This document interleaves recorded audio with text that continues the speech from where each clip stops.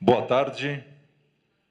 Sejam bem-vindos à reunião regional dos chefes de programas nacionais de controle da tuberculose. Hemos tenido logros, estamos avanzando. Sin embargo, nuestros desafíos son grandes y cada vez nos damos cuenta que son más grandes de lo que habíamos pensado. Habíamos iniciado con muy buenas perspectivas diciendo ahora sí vamos a tratar y curar a todos los pacientes y vamos a poder eliminar. Sin embargo, nos vemos que cada vez estamos todavía muy lejos de hacerlo, pese a todas las innovaciones que se han dado. Sin embargo, no podemos desesperar, tenemos que seguir dando lo mejor de nosotros para poder continuar en la lucha. Este tipo de reuniones yo creo que no solamente nos incentivan porque vemos las experiencias de otros países, aprendemos de otros países, pero también nos sirve para conocer lo nuevo, para capacitarnos y para volver a nuestros países con nuevos elementos para el control de la tuberculosis.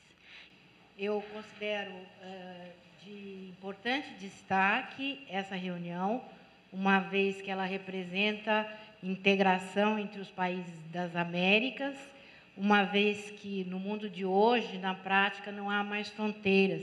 E os nossos doentes de tuberculose, seja de tuberculose sensível, MDR ou XDR, cruzam essas fronteiras com muita frequência hoje em dia. Portanto, essa integração e esse monitoramento representam uma importância enorme para o controle da tuberculose no mundo. Nós tivemos vários embates importantes e várias conquistas aqui no Brasil. Vimos a tuberculose, uma doença inapercepta, uma doença que, portanto, teoricamente estava esquecida, ser defendida bravamente por alguns guerreiros que lutavam pela volta da discussão da tuberculose na academia, portanto, nas universidades, lutavam pela volta dos programas de controle da tuberculose na rede de atenção básica, nos postos de saúde, que também estavam esquecidas. Via a luta da tuberculose para que as pessoas pudessem verificar o diagnóstico, a importância de evitar o abandono do tratamento, a busca também de ver formas alternativas, já que a tuberculose tem uma incidência grande, todos nós sabemos, nas áreas mais vulneráveis da nossa sociedade, para criar alternativas na área nutricional e, tanto na área até de combate à pobreza, e isso foi feito ao longo da minha vida.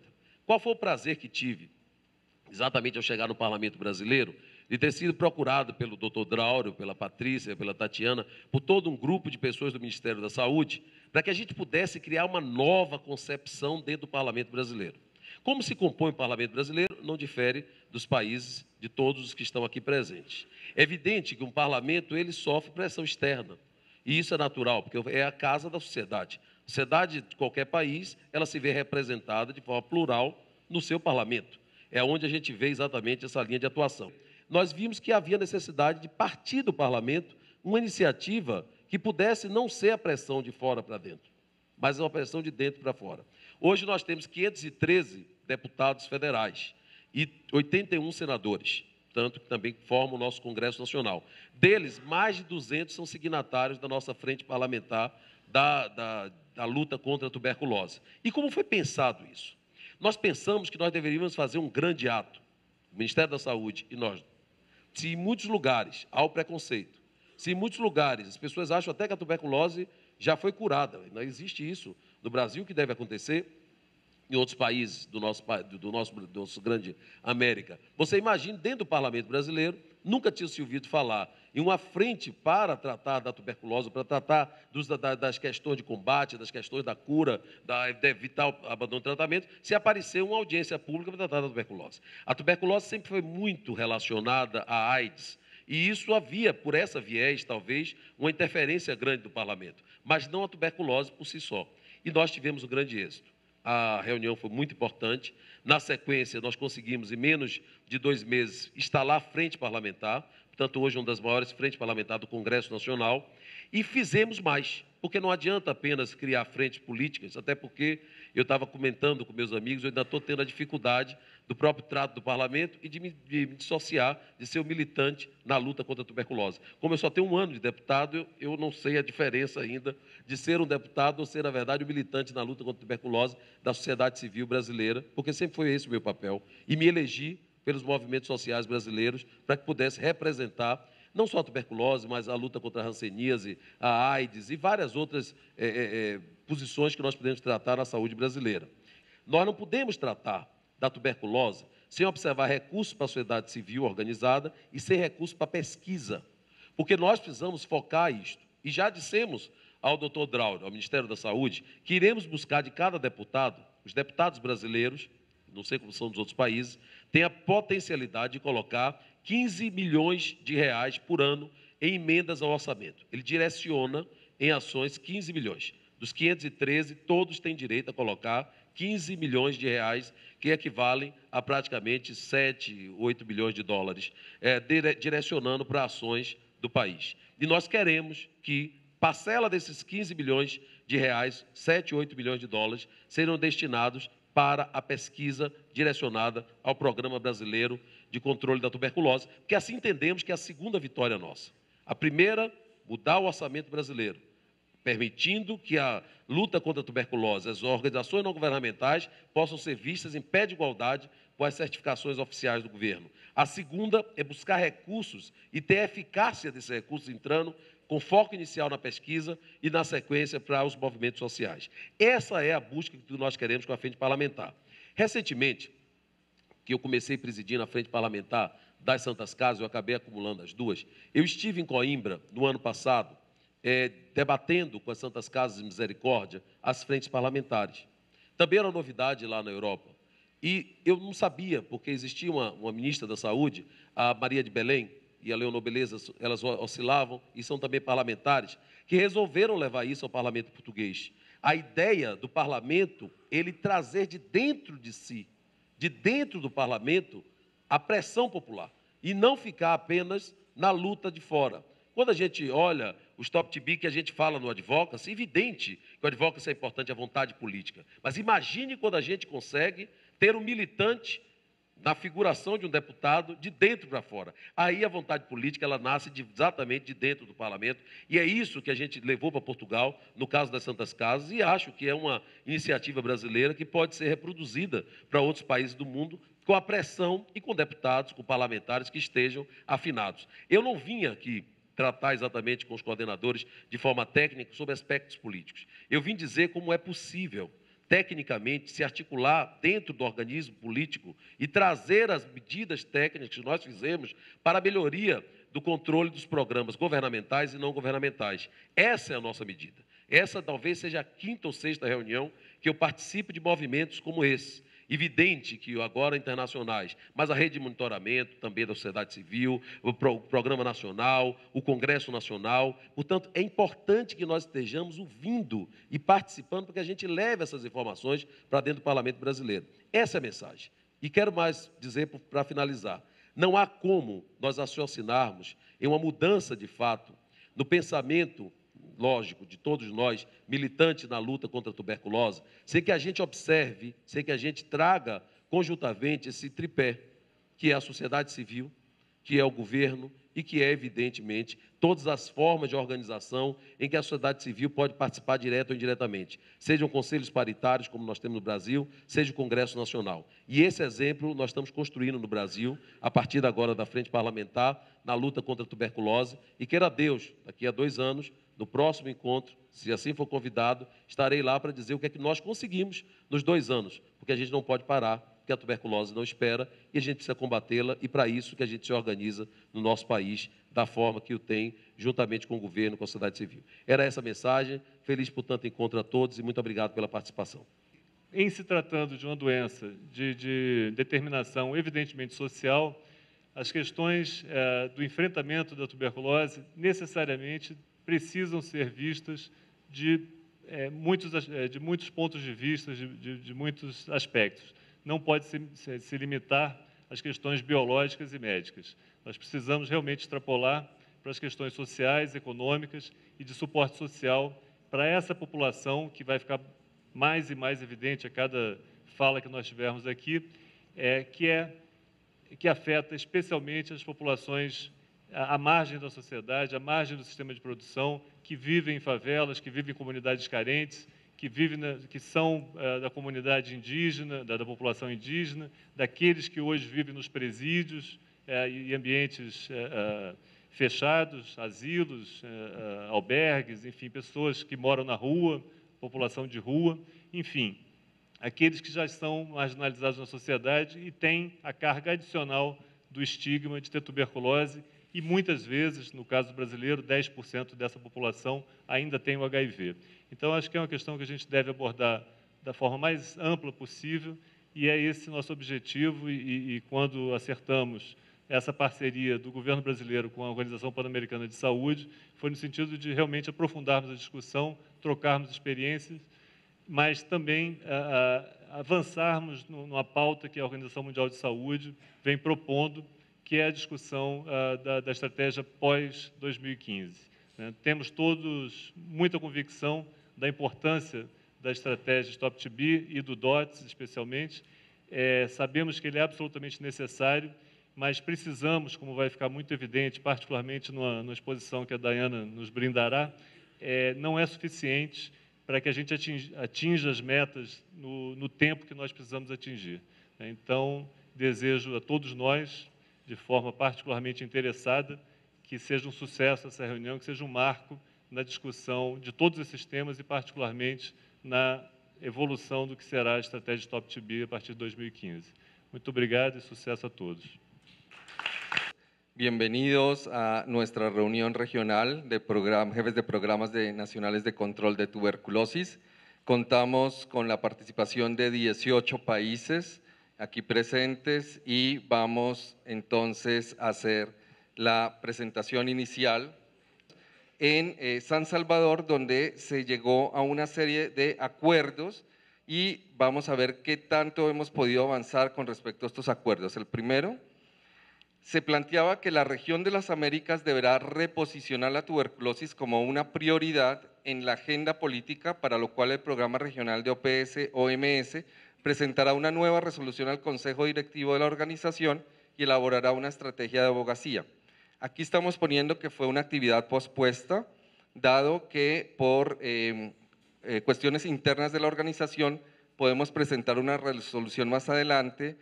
No era el momento en este tiempo porque teníamos una resolución reciente y hay un lapso mínimo para presentar una resolución de una misma enfermedad, entonces el tiempo no nos daba. Entonces la hemos pospuesto para tener la nueva resolución el año entrante o dentro de 2 años. Esa es la razón. Segundo, los programas nacionales de tuberculosis deberán trabajar en la misma línea de reposicionamiento al interior de los países y deberán facilitar mayor participación de las comunidades afectadas. Hemos puesto que esto está en curso porque efectivamente en varios de nuestros países hemos visto que se ha venido adelantando esa labor de manera efectiva y otros están encaminados en ese proceso.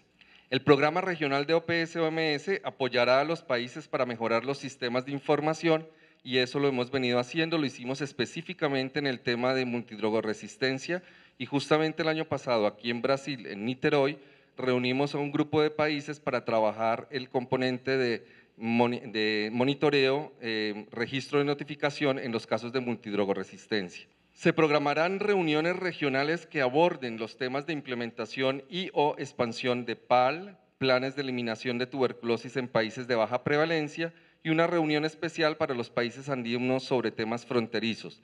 Aquí hemos colocado en curso, ya que varios de los temas, el tema de PAL ha aparecido en algunas de las reuniones que hemos tenido el año anterior. Tuvimos una reunión especial sobre grandes ciudades que fue en Buenos Aires, Argentina, a finales del año pasado, y el tema de los países fronterizos andinos, creo que en esto los mismos países han tomado el liderazgo. Argentina, ahora Brasil, acaba de concluir hoy una reunión sobre países de Mercosur, que el énfasis fue sobre fronteras con participación de 8 países. Entonces, en esto nos parece muy bien, desde la OPS estamos apoyando estas iniciativas de trabajo sur-sur y de colaboración horizontal entre los países. Los países que no utilizan esquemas de tratamiento internacionalmente recomendados ni dosis fijas de medicamentos antituberculosos llevarán a discusión nacional con expertos la necesidad de cambio y actualización de sus guías.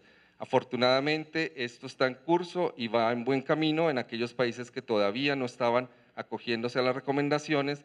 y allí se sigue trabajando. Es un proceso que toma un poquito de tiempo, pero ahí vamos avanzando.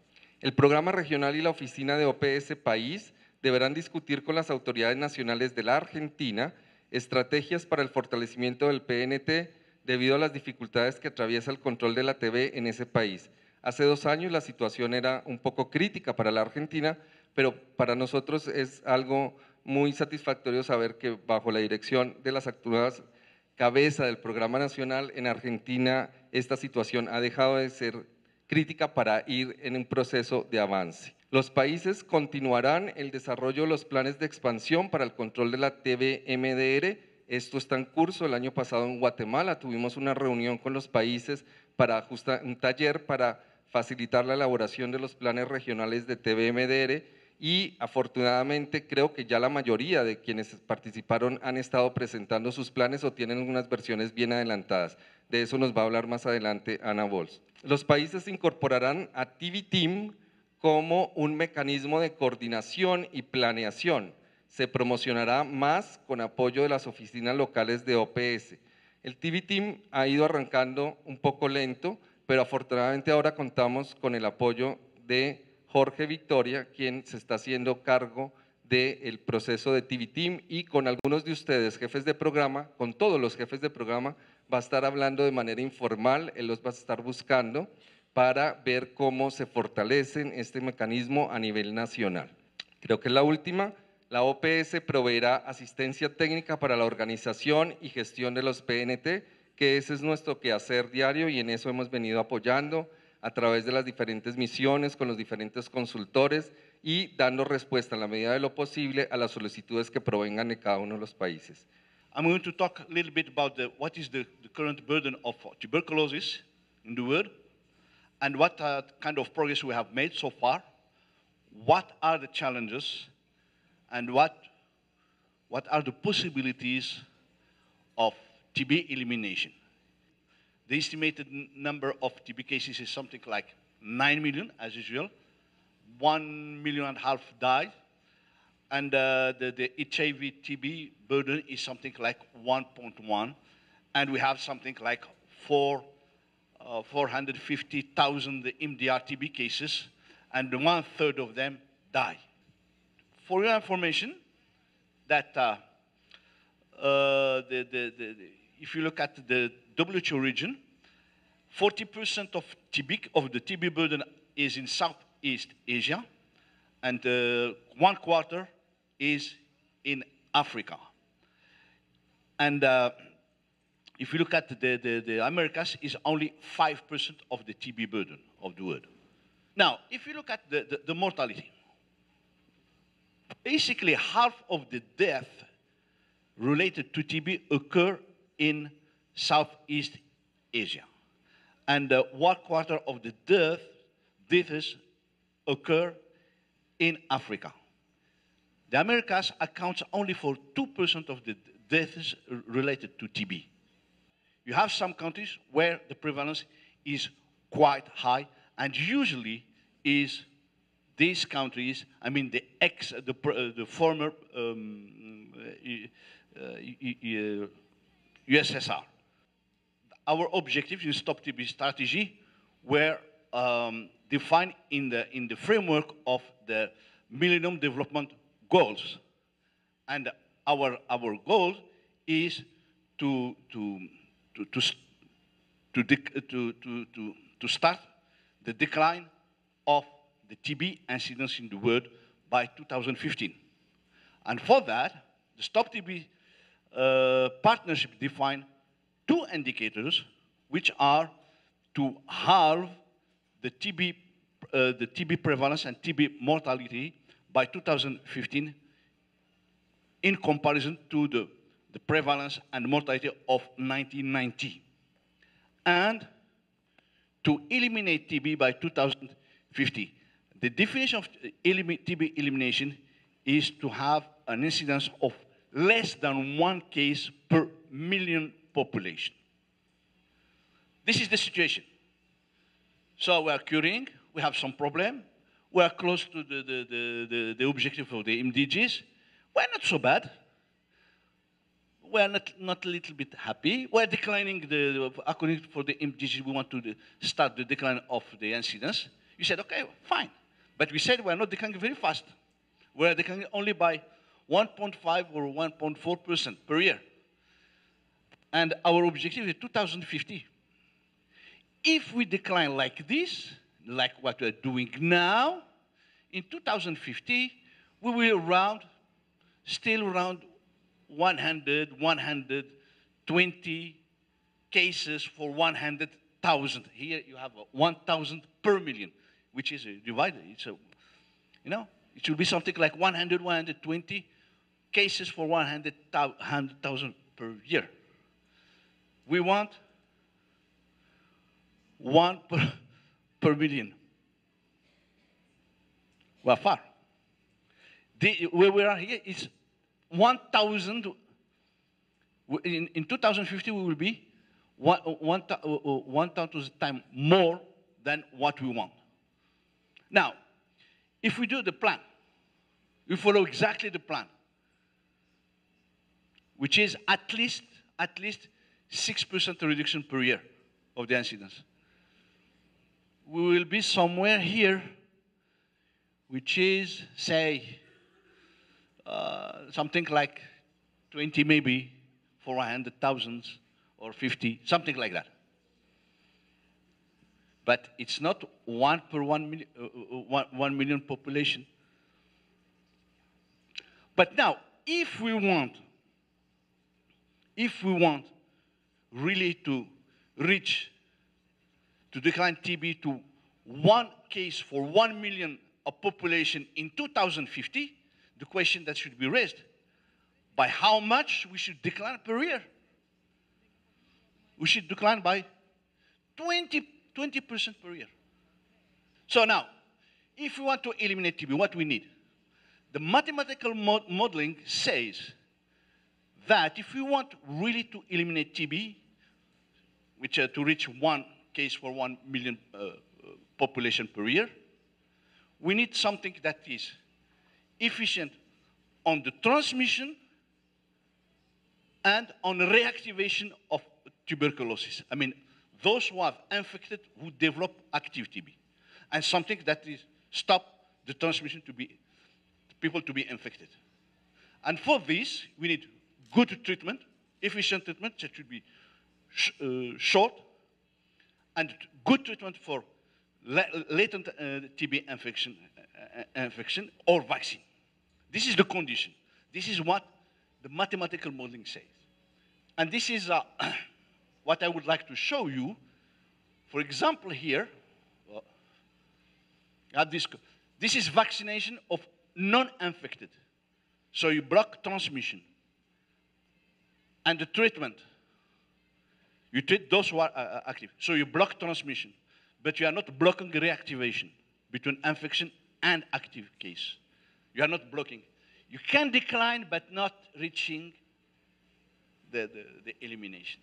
Now, if you do both, if you block the transmission and the reactivation, then either you need treatment for blocking the transmission and treatment of, no, this is latent infection.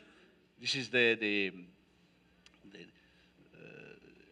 this is the transmission, this is reactivation. Then you have a good impact. And here, exactly the same with vaccination and treatment. So you need both. So, to conclude, we are in good shape. We are on track for the MDGs to meet the 2015 goals. But still, there are some work to do. We should make accessible, universal access for good TB services, including PPM, strengthening the TB HIV activities, and the scale up for MDR. But for elimination, we have to wait a little bit more. So we have a lot of work to do, because today we don't have any treatment less than 2 months. And this we will see something maybe in 5 years. We don't have any vaccine, as I said, for pre-exposure and post-exposure. We don't have anything like that. And there are a lot of things ongoing, a lot of clinical trial on this, but we have to wait maybe 10, 15 years, maybe. But there are a lot of people working on this. We have a treatment of latent infection with isoniazid, but it's a 6 months of treatment. And if you want to do that for 2 billion of infected people in the world, you can imagine how this can be operationalized, which is basically impossible. So we need something else for the treatment of infection.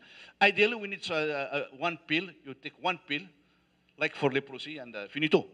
What I'd like to talk about is the implementation of new diagnostic tests. We heard a nice talk about the epidemiology and what we'll need with respect to treatment and vaccination to reach our goals of elimination.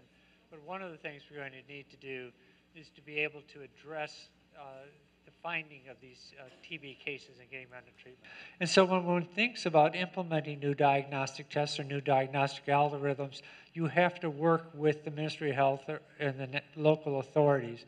So the decision to implement a new test has to be done by the authorities, whether that's the Ministry of Health or the National TB Program, because we need the national program to adopt this test, put it into their testing algorithm, and make sure it's used to treat and care for patients.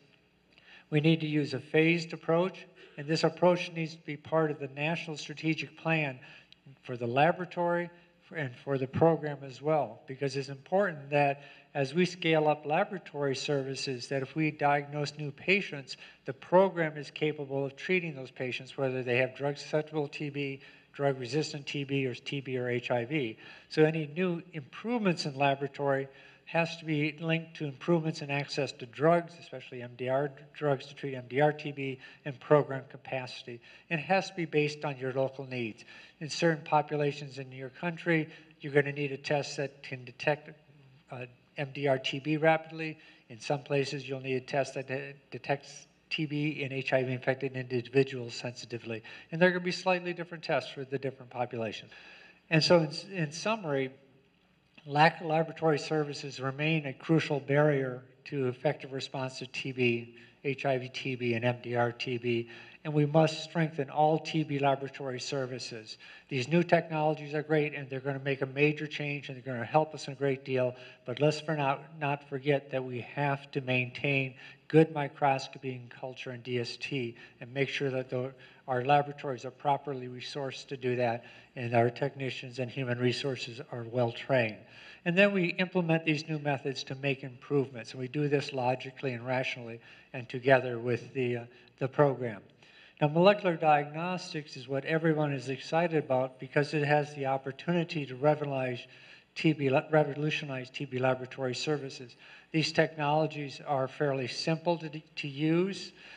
They are the same technologies that are used in other laboratories, such as in HIV laboratories, for infant diagnosis of HIV infection, so that we could integrate some of our TB testing into testing for diseases of public health importance. Voy a comenzar por los problemas, no voy a comenzar por los logros. Siguiente, por favor. Y nuestro gran problema es que tenemos todavía alta carga y muerte por tuberculosis.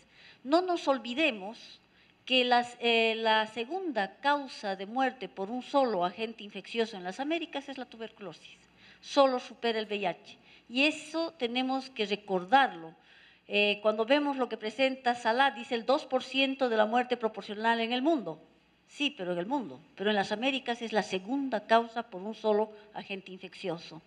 Tenemos todavía alta prevalencia de coinfección TB-VIH y aquí vale la pena decir que después del África se encuentra las Américas en prevalencia de coinfección. Y TB resistente a medicamentos que aparentemente no es tan serio como en otros lugares. ¿Qué otros problemas tenemos? El bajo porcentaje de los test VIH. No todos los enfermos reciben terapia antirretroviral y no todos reciben terapia preventiva con cotrimoxazol. Ya lo ha dicho el doctor Otmani, o sea, uno es comenzar a revertir la incidencia y los de la Alianza Alto la Tuberculosis, reducir la prevalencia y mortalidad a la mitad respecto a 1990. ¿Qué podemos decir? Que, bueno, la estrategia está bien implementada, que la MDR se la está manejando, que VIH tiene avances. Rafael va a hablar una sesión completa sobre el tema, que se están introduciendo varios proveedores, que tenemos poblaciones especiales identificadas e iniciativas que se implementan y que 85% del presupuesto proviene de los estados. Vamos a ponerlos en números nuestros desafíos. Se deja de diagnosticar y tratar al menos 60.000 enfermos con tuberculosis cada año. Un porcentaje importante de ellos son niños con seguridad. No se identifican o diagnostican 17.000 a 20.000 enfermos coinfectados con el VIH. Aquí, estos, por lo tanto, no se benefician de terapia antirretroviral y, por lo tanto, la mortalidad debe ser alta. No se identifican ni o diagnostican 3.400 a 6.000 enfermos con MDR. Mueren al menos 20.000 a 26.000 enfermos por esta enfermedad en la región. Hay una brecha de 40 millones. ¿Qué acciones deberíamos hacer? Primero tenemos que empezar a buscar dónde están nuestros enfermos. ¿Dónde están estos 60.000 enfermos? ¿Dónde los vamos a buscar? Entre los pobres, sabemos bien, la tuberculosis es una enfermedad de la pobreza. ¿Dónde vive nuestra población? Vamos a ver mañana que el 80% de la población en Latinoamérica está en ciudades. ¿Qué quiere decir? Que a los pobres, posiblemente nuestros pacientes están en los barrios marginales, no posiblemente, sino casi con seguridad, en las prisiones, entre las poblaciones minoritarias como los indígenas, migrantes, afrodescendientes, desplazados. Entre los contactos de los enfermos, yo no sé cuánto es la actividad de contactos que hacen los programas, en general son muy pocas. Entre las personas con factores de riesgo, personas con VIH, con diabetes. No se olviden, en México el 20% de los pacientes con tuberculosis tienen diabetes, solo el 5% tienen VIH. Entre los desnutridos, los alcohólicos, los usadores de droga, los habitantes de la calle, etc. ¿Cómo podemos evitar la muerte por TB? ¿Qué es lo que está causando la muerte? Mejorar el diagnóstico precoz, fortalecer la gestión. Ahí tenemos un gravísimo problema en la gestión. Y cuando hablamos de gestión, por ejemplo, un ejemplo patético de la gestión es cuando hay una alerta. El país, tantos, no tiene medicamentos, por favor, hay que prestar. Entonces, todo el mundo nos movemos, todo el mundo vamos y solucionamos el problema. ¿Qué quiere decir eso? Que hay un problema de planificación, que hay un problema de gestión. Incorporar a todos los proveedores de salud. No estamos incorporando a todos los proveedores. Fortalecer las redes de laboratorio e incorporar nuevas técnicas diagnósticas. Tratar las comorbilidades, facilitar la participación comunitaria, fortalecer mejorar el tratamiento oportuno, mejorar la calidad de atención. Y eso es importante, calidad de atención. Sistemas de referencia y contrarreferencia bien establecidos, participación activa de la comunidad, sistemas de información que permita el monitoreo y evaluación y la toma de decisiones. Por supuesto, el tratamiento del VIH, el tratamiento oportuno también de la MDR. Aquí hablábamos, no se identifican y diagnostican 17 a 20.000 enfermos con TB infectados con el VIH. ¿Cuál es la solución? Necesitamos integrar los servicios de TB y VIH. El que tiene TB está aquí abajo, el que tiene VIH está aquí arriba. ¿Qué quiero decir con esto? En la atención primaria se trata la tuberculosis, pero en hospitales de referencia, en hospitales de distrito se trata el VIH. Tenemos que integrar. Cuando mandamos al paciente con tuberculosis a que sea visto por el VIH, ahí tenemos grandes retardos. Cuando le dan la cita, cuando le hacen el diagnóstico, el paciente muere. É muito tarde, necessitamos integrar. Bom, só para dar um contexto geral, no Brasil nós temos cerca de 70 mil casos novos e 10 mil retratamentos, totalizando 80 mil casos por ano, 4.600 mortes por tuberculose e cerca de 3 mil de co-infectados, TB-HIV. A partir de 2003, houve uma mudança na política nacional com a priorização da tuberculose, coisa que a Organização Mundial de Saúde já havia colocado como prioridade em 93, O Brasil demorou 10 anos, até porque a epidemia do HIV demorou um pouco mais a chegar aqui, e a partir da instalação da co-infecção no Brasil, o Ministério da Saúde passa a declarar a tuberculose como uma doença prioritária. Atualmente é uma das 5 doenças prioritárias do Ministério da Saúde, presente em todos os planos políticos de controle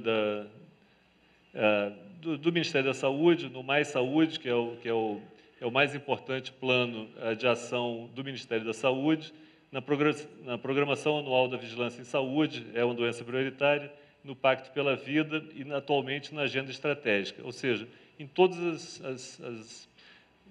os planos políticos para controle da saúde no país, a tuberculose está presente. É uma das atividades do Plano Brasil Sem Miséria, que é o mais importante plano social do novo governo brasileiro. E a tuberculose entrou junto com as doenças determinadas socialmente. Quando se fala em prioridade, é importante ver o que tem por trás disso em termos econômicos, em termos de pressuposto, né?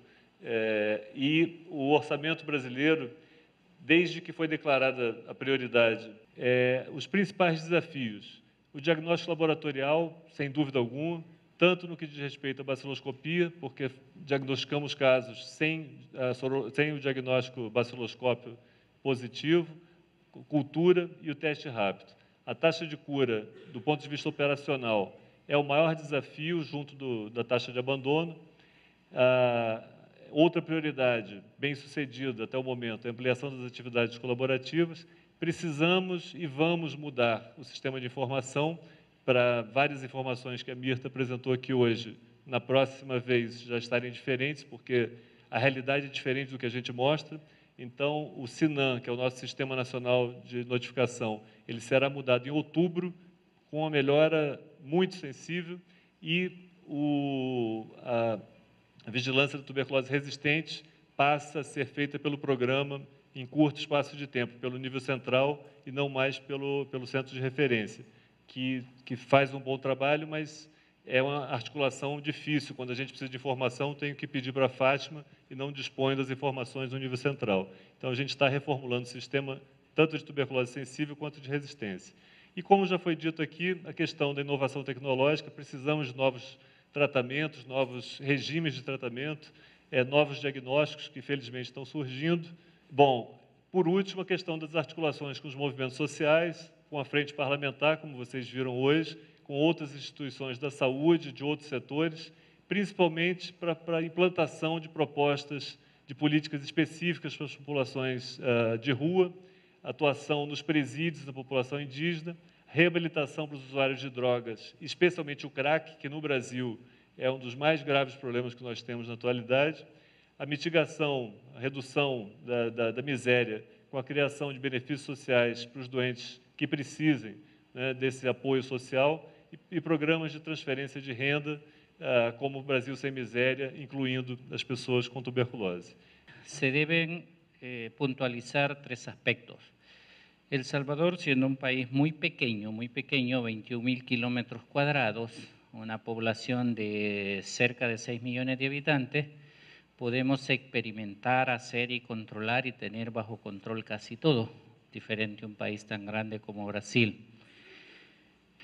Primero, que ustedes saben que siendo el GenSper un método molecular, un PCR en tiempo real, tiene características muy buenas. La primera, que el aparato, obviamente, con pocos bacilos, ve el ADN del bacilo y lo ve si, no importa si está vivo o está muerto, pero ve el bacilo. Segundo, el hecho de que pueda decir la resistencia adelanta el manejo técnico operativo del manejo de los casos en aproximadamente 70 días al dar una resistencia a la rifampicina. Eso en condiciones de programa y en condiciones operativas es muy importante para el manejo precoz de la farmacoresistencia. Este protocolo era para medir el aporte diagnóstico, hay que llegar a la secuencia en muestras de pacientes con sospecha de tuberculosis con baciloscopía negativa.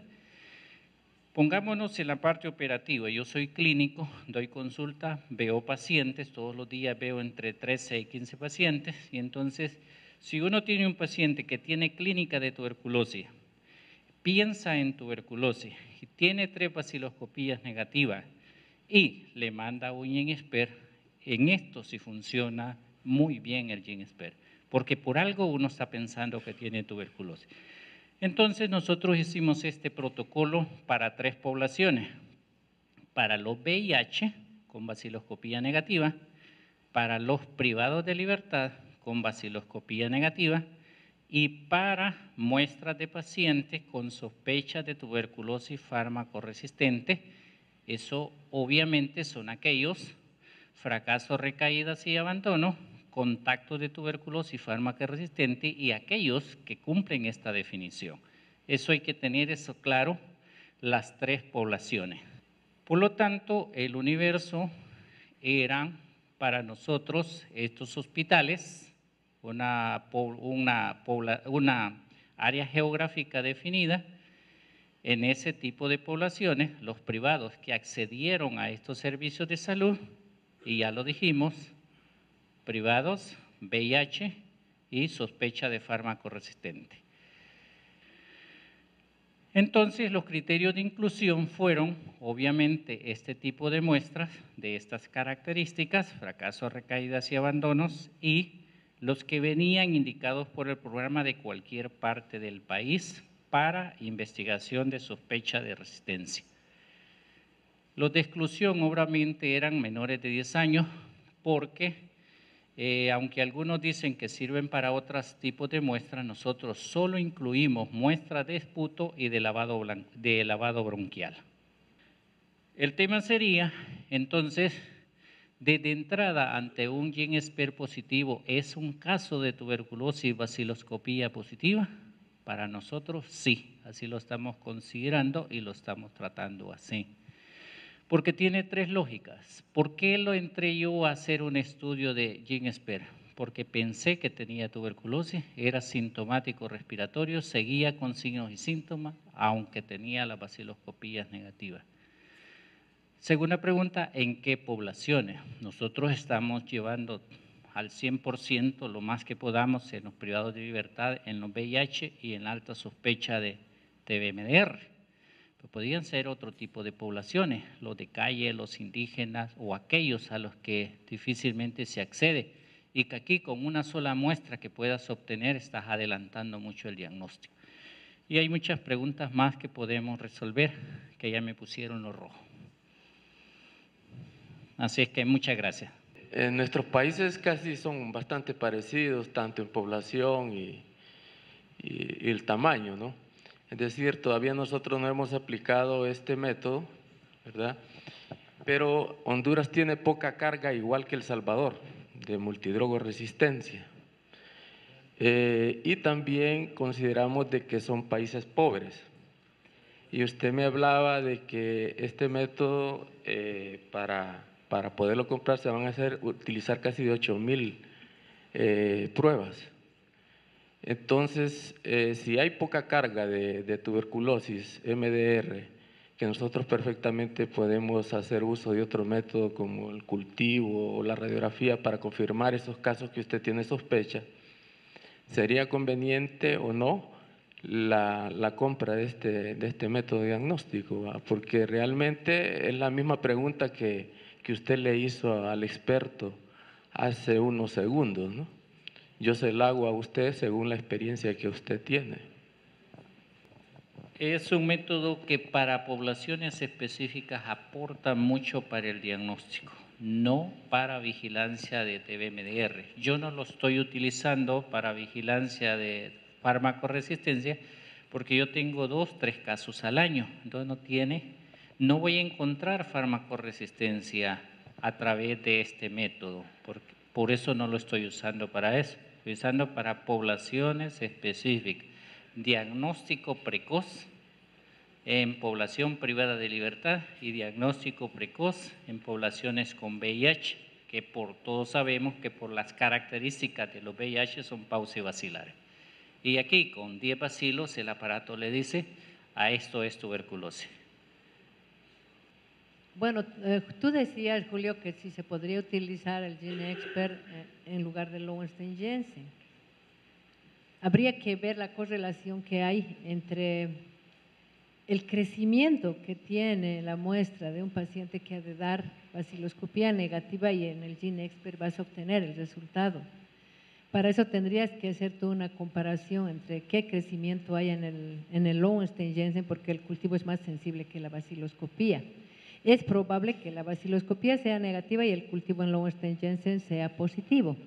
Entonces habría que comparar y ver la cohorte de los pacientes que han entrado ya a tratamiento de segunda línea con el resultado del GeneXpert, asumiendo que son multidrogoresistentes. Entonces habría que hacer un seguimiento.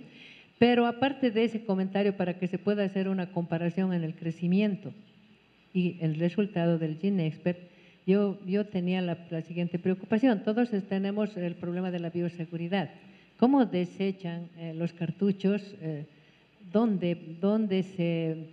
¿Cómo se desecha? ¿No? Porque en Bolivia, por ejemplo, por año compramos 500.000 envases de plástico de esputo y tenemos un problema serio en el desecho de los envases, porque eso no se puede reutilizar y tiene que eliminarse. Estamos luchando para que no haya contaminación ambiental de envases de plástico y de muestras de esputo. Estamos utilizando cal. ¿Y cómo se desechan los cartuchos que son utilizados y que finalmente tienen muestras contaminantes? ¿Cómo hacen eso de la bioseguridad? Isto está pouco ainda em discussão, mas em princípio não vai haver necessidade de autoclavar esse cartucho, porque você extrai o DNA da bactéria, quer dizer, é um método molecular, todo dentro do cartucho, quer dizer, não tem, o laboratório não manipula isso, né? Essa parte é uma extração. Então, mas ainda existe uma discussão, porque, por exemplo, se você trabalha com esses cartuchos dentro de um laboratório NB3, ele automaticamente terá que ser autoclavado, né? Mas atualmente, em princípio, não tem problema de você descartar para o ambiente, porque isso é totalmente fechado e não tem contaminação. Yo quería preguntar, porque veo que hay un % muy elevado del aporte del cultivo al diagnóstico. Es decir, hubo en los criterios de inclusión 3 baciloscopías seriadas negativas. Sin embargo, el 100% de esas muestras que fueron cultivadas en Lowenstein Jensen fueron positivas. Es decir, que ya yo parto ahí que el aporte del cultivo al diagnóstico estuvo quizás por encima del un 20%, y quizás habría que haber revisado si esas 3 láminas con baciloscopía negativa eran realmente negativas, si fueron sometidas a un control de calidad o eran unos falsos negativos.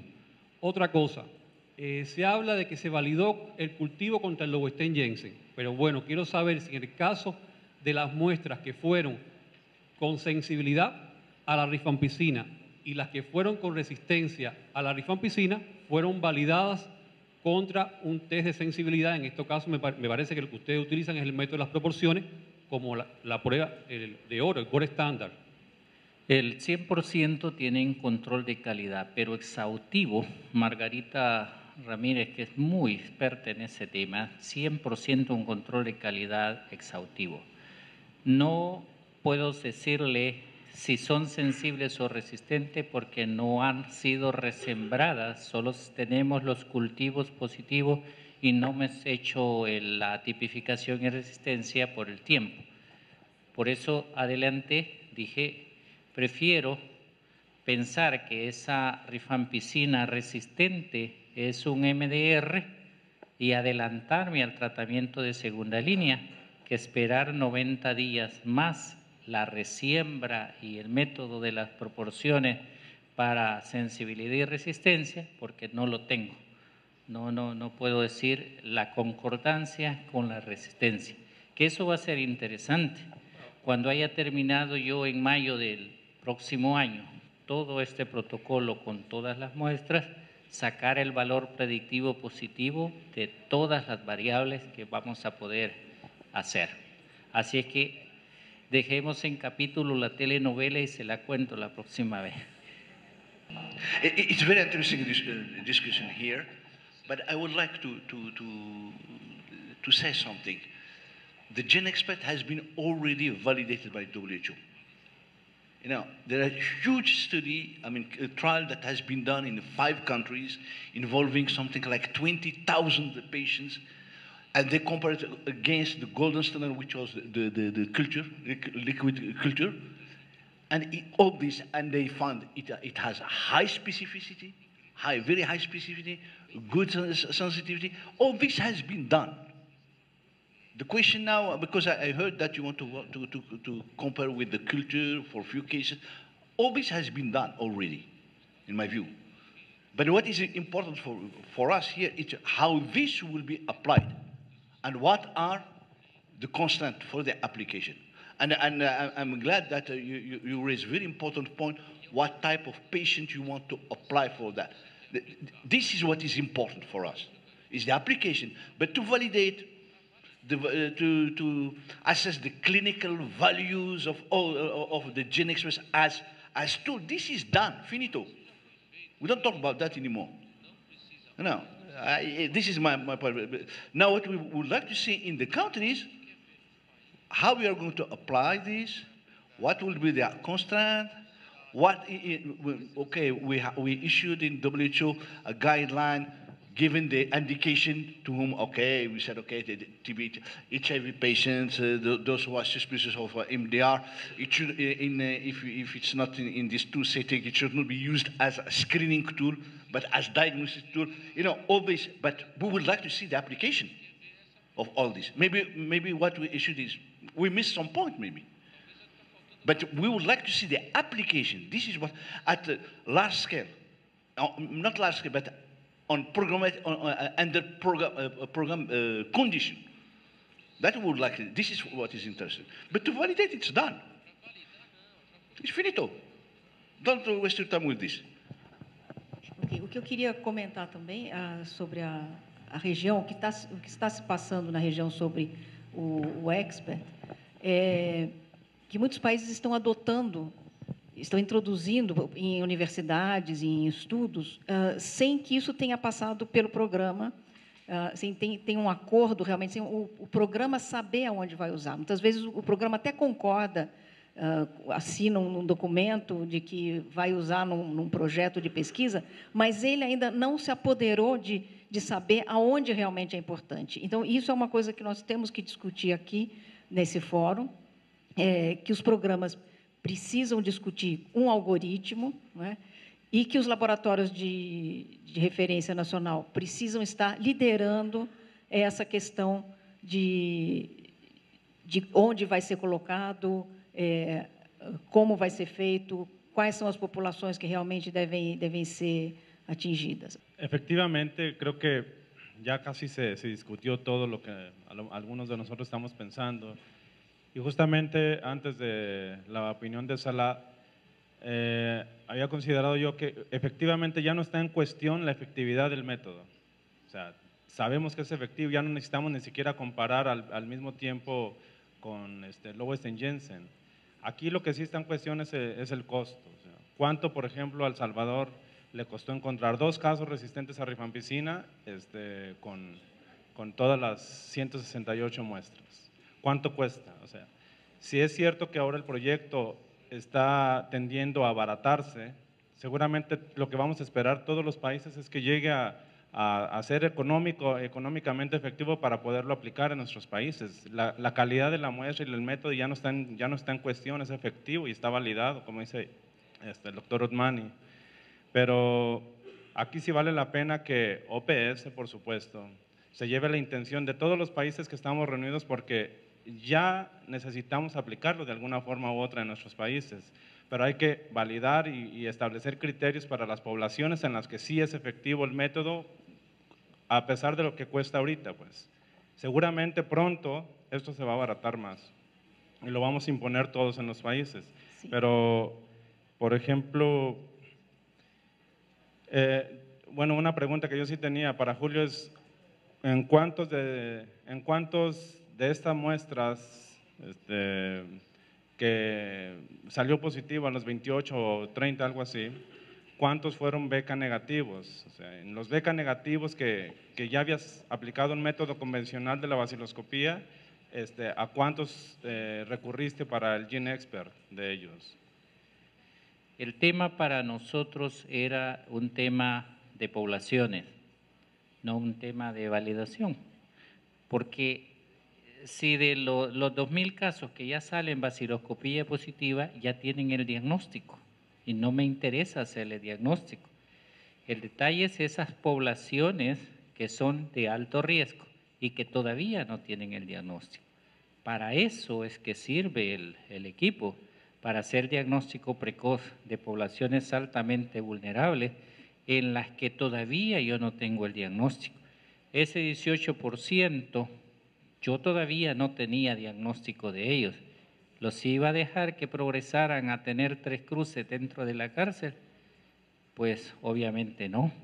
El aparato me sirvió para adelantar el diagnóstico en esa población. Entonces, no estamos probando el método, sino qué tan efectivo es en hacer diagnósticos precoces en poblaciones altamente vulnerables. Creo que ese es el tema central y no lo estamos usando para aquel que sale con bacilos en la baciloscopía, ya sabemos que tiene tuberculosis, o el que sale baciloscopía positiva, ya lo sabemos, o en otro tipo de poblaciones que de regla se les manda cultivos como en los aspirados gástricos de los niños. Entonces, creo que lo que hay que ir en esta reunión es más allá, es de forma sistemática cómo se van a utilizar esos casos que me están saliendo a mí en la definición operativa de caso. Allí hay vacilo, entonces tenemos que ponernos de acuerdo aquí cuál va a ser la definición operativa, en condiciones de programa, no en condiciones de estudio, ni en condiciones de protocolo, ni más. Sí, yo quisiera comentar algo. En la reciente conferencia internacional de SIDA fue muy interesante cómo presentaron experiencias del uso del Expert con otro tipo de muestras diferentes a Sputo, con resultados altamente favorables, sobre todo para pacientes coinfectados. Entonces quería preguntarte, Julio, si han tenido la oportunidad de utilizar otro tipo de muestras diferentes a Sputo para esos casos. Nosotros, de forma no de protocolo, hemos estado mandando muestras, pero que no están incluidos en esto, porque allí no queremos contaminar la característica del criterio de inclusión. Privado de libertad, sospechoso, 3 baciloscopías negativas, que se va para el equipo. Sí, no traje eso porque no, pero hemos estado mandando otro tipo de muestra. De aspirados gástricos, más que todo, en niños aspirados gástricos en niños.